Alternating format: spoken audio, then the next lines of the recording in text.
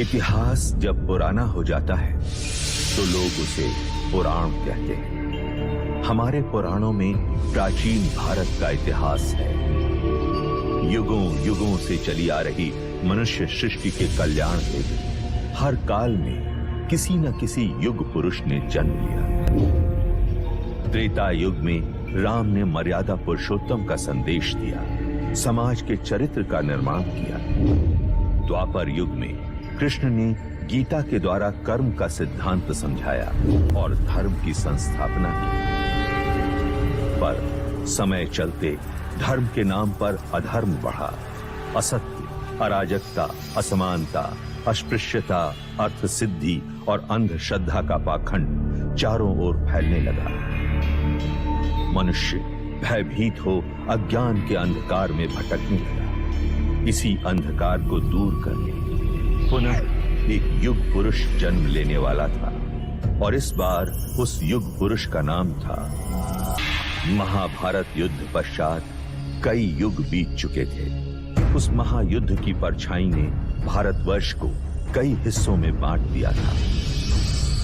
2500 वर्ष पूर्व उत्तर पूर्व भारत में मगध और वैशाली के समीप एक संघ राज्य था, कपिलवस्तु।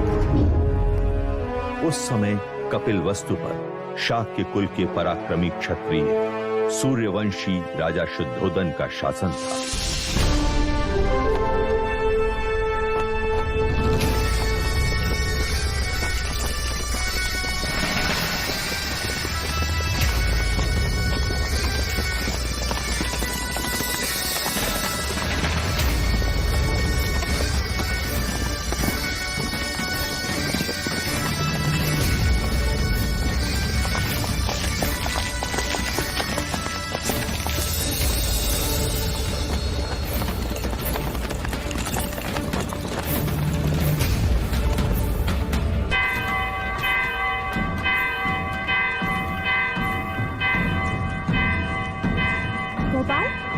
लगता है कोई खुशी का संदेश है। हाँ लौशिका, वरना ये गगन ढोल क्यों बजे?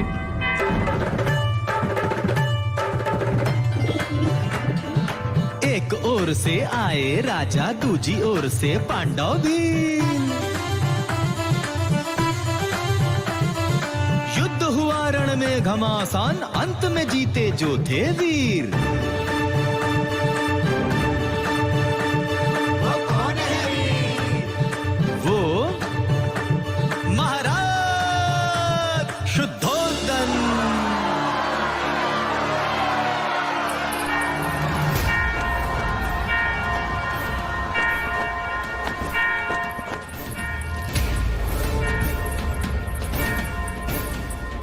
छोटी महादेवी, छोटी महादेवी, हम तुझे ही आवाज देने वाले थे लसिका। यह गगन ढोल खुशी के समाचार है महादेवी। महाराज शुद्धोधन पांडव भीलों की प्रजाति को युद्ध में पराजित कर कपिलवस्तु लौट रहे हैं।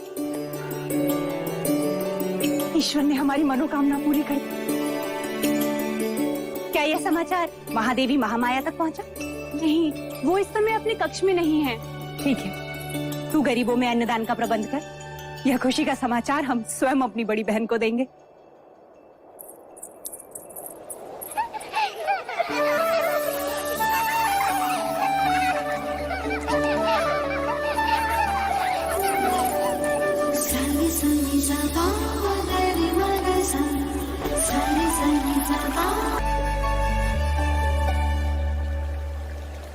दीप्त, बाकी बच्चे कहाँ गए? बच्चे?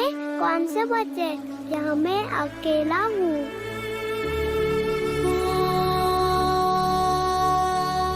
ये क्या हो रहा है हमें? अब मैं जाऊँ? हाँ, कहाँ? अपनी माँ के पास। हाँ, पर आपने मुझे एक वचन दिया था ना? हाँ, वो तो मैं भूल ही गया। तो फिर बोलो। बिना बोले मैं आपको जाने नहीं दूंगी। बोलो, बोलो ना। पहले अपनी आंखें तो बंद कीजिए।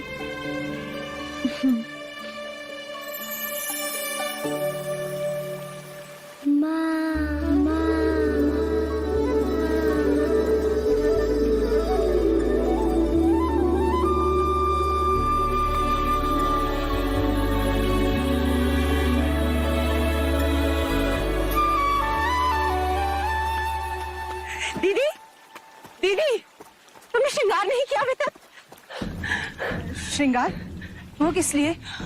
यह गगनढोल सुने नहीं तुमने? हवाएं समाचार लाई हैं। महाराज विजयी होकर लौट रहे हैं। पूरे कपिल वस्तु में आनंद का गुलाल छाया है। प्रजापति, ये तो बड़ी खुशी की बात है। तो जाकर उनके स्वागत की तैयारी कर और आने पर इतनी सेवा करना उनकी, इतनी खुशी देना उन्हें कि युद्ध भूमि की सारी थकान मिट जाए। और तुम?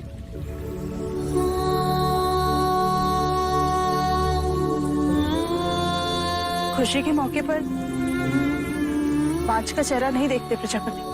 दीदी, मेरा चेहरा देखते ही संतान ना होने का मेरा ये दुख महाराज का दुख बन जाएगा और मैं उनके दुख का कारण नहीं बनना चाहती। दीदी, तुमने महाराज से मेरा विवाह इसलिए कराया था ताकि महाराज को संतान सुख प्राप्त हो और कपिल वस्तु को उसका उत्तराधिकार। किंतु 4 वर्ष हो गए, मैं भी महाराज को संतान का सुख नहीं दे पाई। तो 5 तो मैं भी हुई ना। ना प्रजापति ना, मैं अपनी आशा के मुंह से अशुभ सुनना नहीं चाहती।